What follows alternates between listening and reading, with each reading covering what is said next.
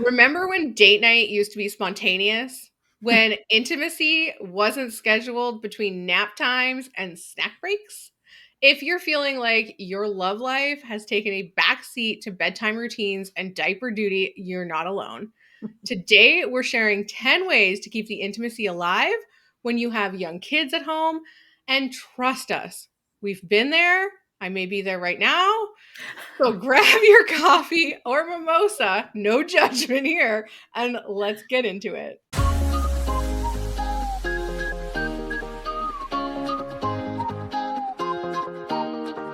Welcome to Not Safe for Brunch. In this podcast, we're here to bring sex, insight, and real-world education to the table unapologetically. Think about it as having those important, unfiltered brunch conversations with your closest friends about sex, relationships, and everything in between. With over 55 years of experience combined in the intimacy industry, helping individuals and couples focus on breaking down barriers, reducing shame, and empowering people to embrace their desires and relationships with confidence. Hi, I'm Coralie. I live in the Vancouver area. I'm a married mom of two, half empty nesting, one in, one out. And my secret power is I love a good rabbit hole. I love digging deep and finding the truth or the root cause of a situation. And I'm Amber. I live in Ontario. I'm married. I'm a mom and a GMA. And an unapologetic quality of mine is I weed through the fluff and I get to the point. I love it.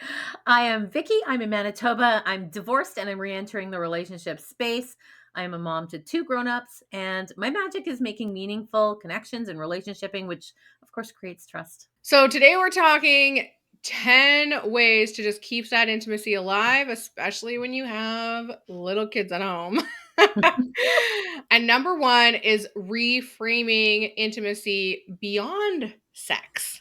Because intimacy isn't just about sex, it's about connection, right? Those quick moments of affection throughout the day, hugs and kisses, flirty texts. What are some ways that you guys are maybe sharing those intimacy moments without the actual act? And I know you guys don't have any kids at home, and I didn't up until recently, and I'm just have one temporarily that I'm watching, a little 4-month-old. So it's totally uprooted my life, but yeah, I mean, that's been fun for us from afar.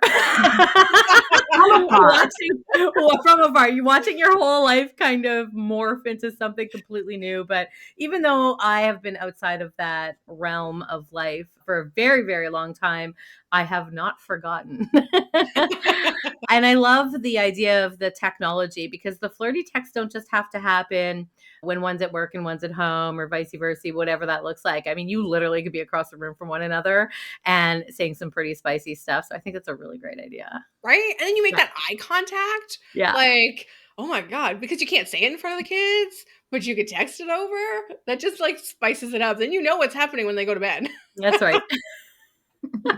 Totally. One thing I think is really important too is to have those little moments of touching and stuff, and have those moments of touching not necessarily mean like we're going to do it later, because if you feel like every time your partner touches you that they just want to have sex, and you're like, I just want to feel good and feel like this is genuine and without motivations, then you're going to be more responsive to that, right? If you feel like every time your partner grabs your hand, touches your back, that they're just trying to get you into bed, then it's going to kind of set you back a bit.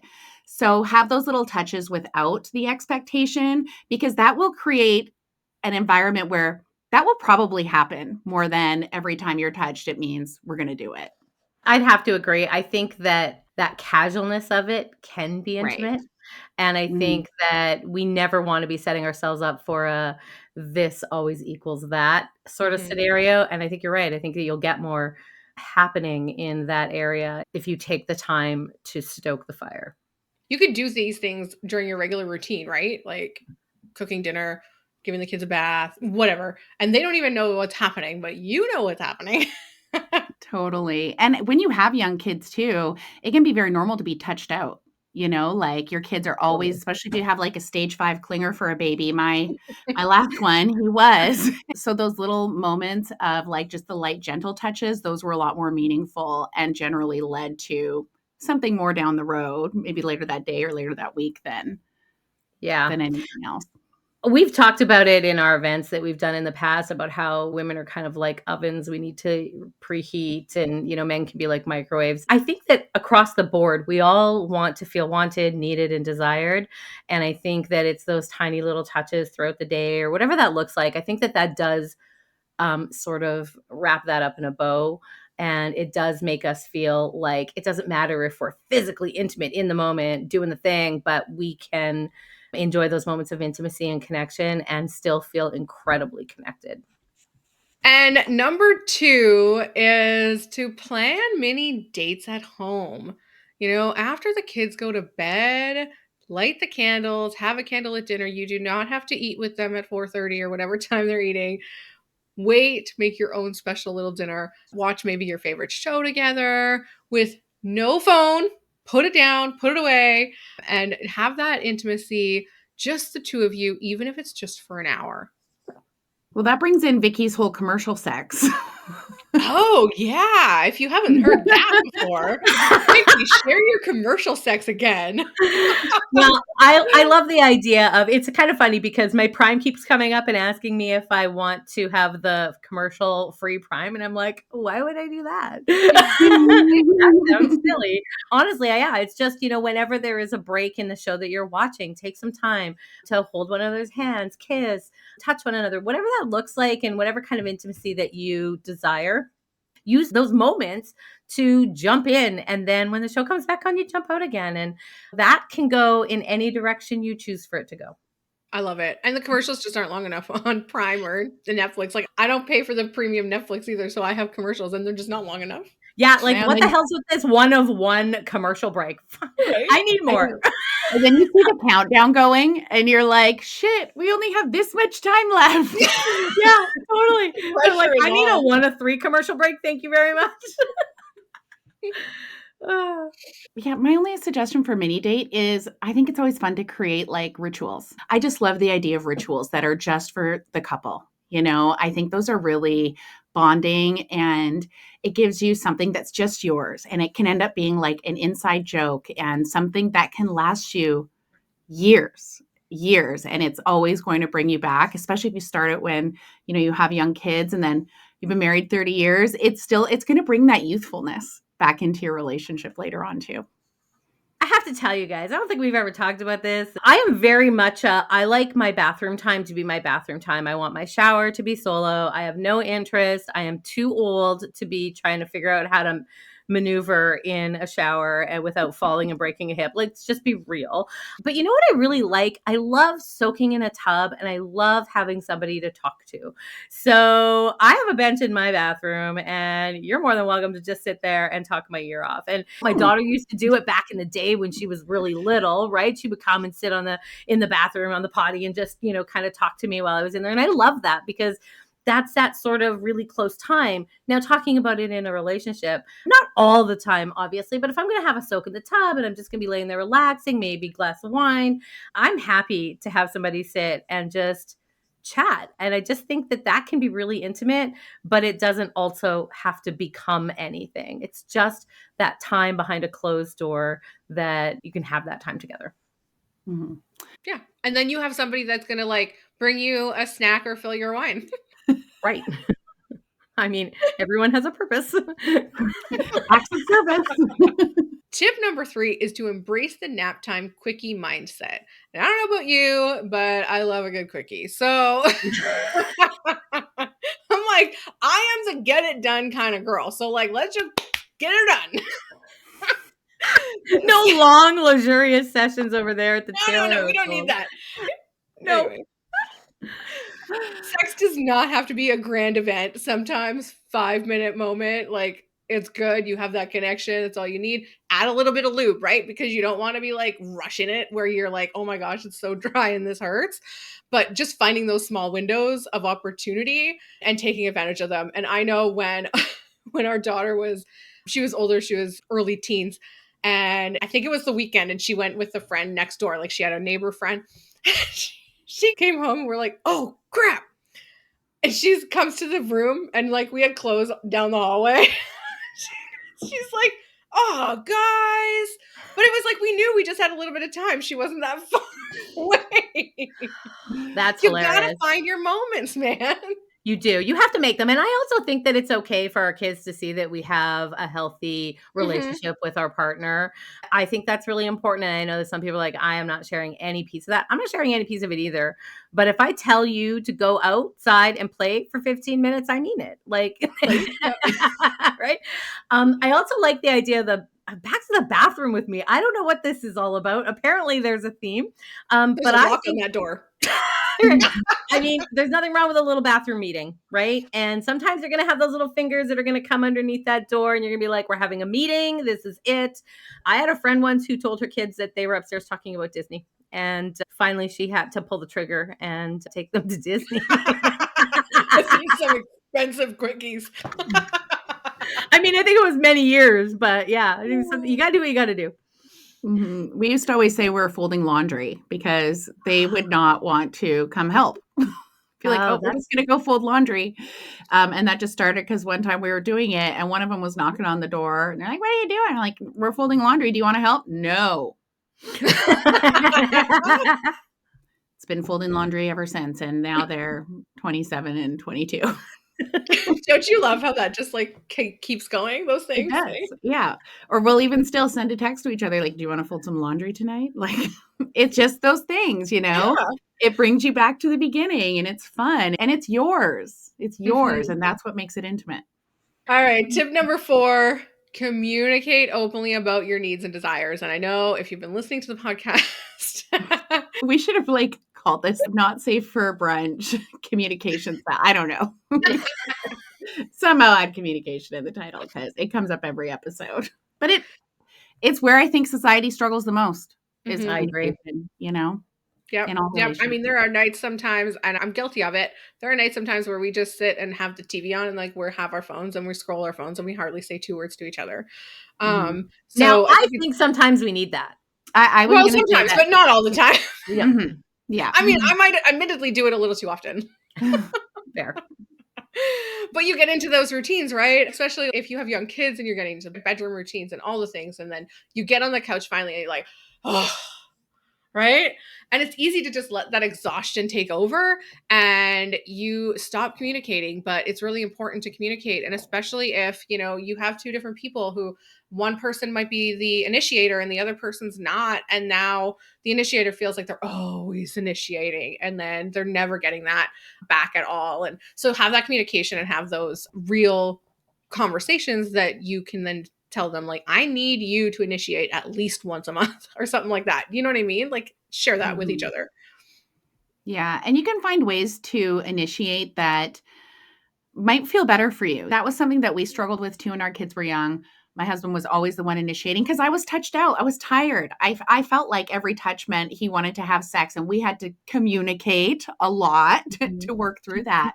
So what I did is I just learned to initiate in a way that felt better for me. It wasn't necessarily doing the things that he did, but you know, that's when the text would start to come in or our own little secret language, whatever. Find a way to initiate that feels good for you where your partner is going to know what you are saying. And I think too that one of the saddest sentences that we hear from couples is we did have sex the other night and then we looked at each other and said, God, why don't we do that more? Why don't we do that more? I mean, that is exactly right. Is why don't we do it more? But we're not necessarily scheduling the time, communicating openly, telling each other what our needs and our desires are. Like it's literally just that, like, why don't we? And sometimes life just gets in the way. So I love this segment in general because we're talking about how to square away that time so that we don't have to look back and go, gosh, we really probably could have made some more time for one another, for intimacy in general. Well, and your kids are only young for so long, right? And then all of a sudden it's just the 2 of you again. Exactly that. Yeah. Yep. You wake up and suddenly the kids are gone and your partner can be a stranger. So you have to be maintaining consistently the intimacy throughout. Because if you're doing it right, they're going to move out. They're going to move out. Your partner, the kids, right? You're in my world, both. All right, number 5, keep playfulness alive. And I think this is really, really important. The flirty text, like we had mentioned throughout the day, inside jokes, private code words, like the laundry, like Coralie said, surprise love notes. This is probably one of my favorite things to do is just add a surprise love note somewhere. One time I came home, I don't know where I was, but I came home to my office. I had about, I don't know, 10 or 20 full pages plastered all over my office with nice things about me. And my husband had just asked a bunch of people that I knew and loved and said, like, what are some things that you would say about Amber that are really nice or whatever? Or what do you like about her or whatever? And then he added some of his own, but they were everywhere all over my office when I came home one day. I love that so much. Right? Yes. Like, just little things like that Beautiful. mean so much. And I still have them. Yeah. You know, I have K Heart V on a garbage bag at the bottom of my garbage bin. And then we just keep putting a new garbage bag in. But every time you take that garbage bag out, there's a little love note for me every single time on this garbage bag that just lays at the bottom of this thing. It's been there for a year and a half. Like, where's it going to go? Ridiculous. Super cute. But Cute. it's so cute. I've kept it there. It clearly meant something. Yeah. I get the surprise poems, which I think I've Aw. talked about before, but and if you know my husband, he doesn't look like a poem guy, but No. yeah, he is. He is. And they're just beautiful. I just love them. And they're not all the time, you know, maybe only a couple times a year, but they're But just still, I think that's what makes them so much more special. right. Like, you're not anticipating it. It just kind of happens. Yeah. Right? Mhm. Yeah. I'm not buying this thing about how men can't quantify their feelings into words. They can. It may look different than you may have done it, but I think that they live in a world where it's not necessarily always something that somebody would expect. And maybe, I don't know, not shame, but maybe they feel a little shy about it, you know? But it's so impactful when it's received. Yeah. Funny story. Chad was writing me a poem for Valentine's Day and he was writing it at work. And he told me this after. He said he was sitting there writing it.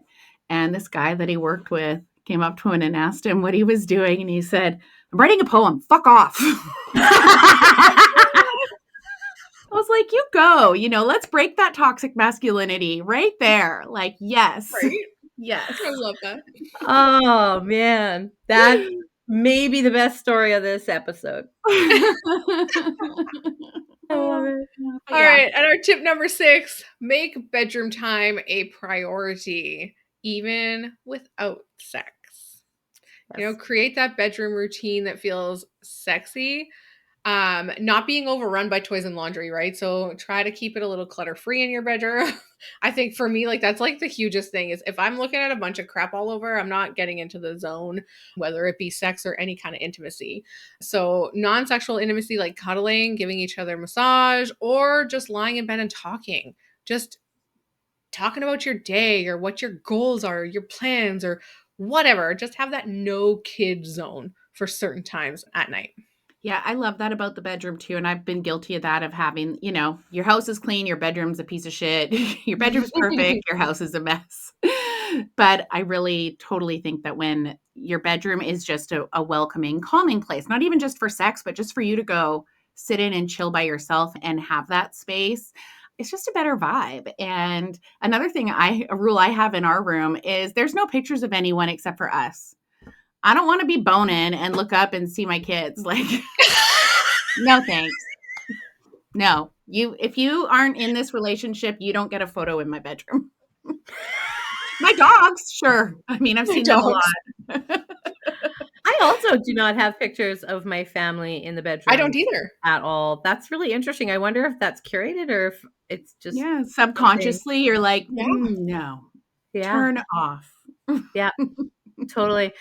Number 7, use outsourcing to create alone time. Trade babysitting nights with friends. Seriously, like if you have friends that have kids, trade those nights. I'm sure they need it too. Utilize screen time strategically. Seriously. Depending on the age of your child. This is a great way to, you know, either get things done or spend some time together while they're zoned, because I know like my granddaughter, she's 8. She is zoned when she's watching her tablet. So yeah, or hire a babysitter. If all else fails, you know, you don't have friends, family, hire a babysitter. It's worth the money to have that couple hours of alone time or date night. I agree. And if you hire a babysitter, just hop in your car and go do it on a dirt road. It's fine. Right? You don't even have to go far. I have a confession to make. When I read the utilizing screen time strategically, I totally thought it meant watch porn together. Also that. Well, you figure it out, you know. And number 8, redefine what a romantic gesture looks like. Sometimes intimacy is doing the darn dishes without being asked. And oh my gosh. And don't go, did you see I did the dishes? So if Yes. If you're listening with your partner, stop doing that.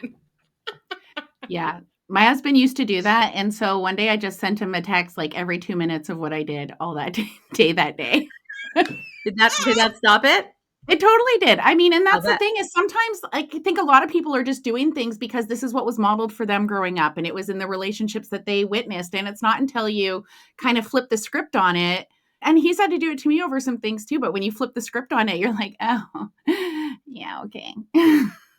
Right? Yeah. Maybe that wasn't the best thing to do. It's a little saucy. I like it. Other things like small acts of service, bringing home your favorite coffee. I agree with you. I think that it's the little things. It's also the paying attention to the little things. I happen to know that there's a note section on my guy's phone with the way I like my coffee from when we were first dating. And he has this like whole to-do list of how Vicki likes things and yada, yada. To me, that little note on his phone, he's going to listen to this and he's going to be like, I had no idea it meant anything. It was so sweet to me that he cared enough to go, I need to learn this woman inside and out, and I'm going to make notes so I don't forget a thing, you know? And I don't know. It was funny. My coffee's always right. I never have to, no. Wow. That's something that I thought that was pretty nice. I know, right? Stop. Mm-hmm. And that goes into the emotional impact of being cared for every single day, right? And then circling back to what you said too, and what we started talking about is doing stuff without being asked. When someone just pays enough attention to know whether it's about you specifically or about what needs to be done in the house, it just makes you feel like you're in more of a partnership than you are just delegating to everyone and being mom to everyone. No one feels sexy when they're mom to their husband. No. You don't. Okay. All right, number 9, keep sex and intimacy fun, not a chore. So yes, like sometimes we have to schedule sex. It's just gotta be done. Yes. But it's easy for sex to feel like another thing to do, like on your to-do list. So try and keep it fun. Try new things. Maybe add some massage lotion. Maybe add some toys, whatever that might look like that you've never done or wanted to try. A little role play. Add something that's going to make it a little more fun. Or a location. Like you put the kids to bed, do it on the table. Whatever. Just wash it later. It's fine. But I also wanted to add too, I think that, yeah, it's really great to have spontaneous sex, but scheduling sex, it's nice to have things to look forward to. Like when you schedule a vacation 6 months out, you're probably looking at something about that location every single day. You're probably putting something on your packing list every single day or talking about it with someone every single day for 6 months until that vacation. You're thinking of it every single day. So I don't think it's a bad thing to have like hump day Wednesdays. If you're looking at it as something to look forward to instead of a chore, then it can make it's just part of the foreplay. I like that viewpoint, looking at it as like, you know, something fun that's coming up. I love that. Yeah. And I live alone, so all of my sex is scheduled. Also, too, laughing together about the absurdity of being interrupted. I mean, we talked about that at the beginning, about how we've all been interrupted or had these moments. If you aren't laughing when you're not necessarily when you're having sex, maybe sometimes, but if you're not laughing with that person, what's happening? Like you're naked, your bodies look funny, you probably made a weird noise, something funny happened. Yeah, you kicked the lamp, it fell over, the dog licked your balls. It's all good.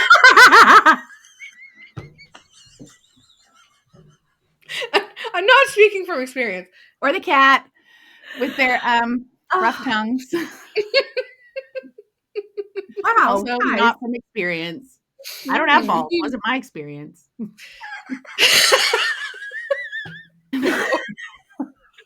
And Okay. number 10, give yourself permission to not be perfect at this. Intimacy comes in waves. Some seasons are harder than others. So release the guilt around not enough sex or not enough effort.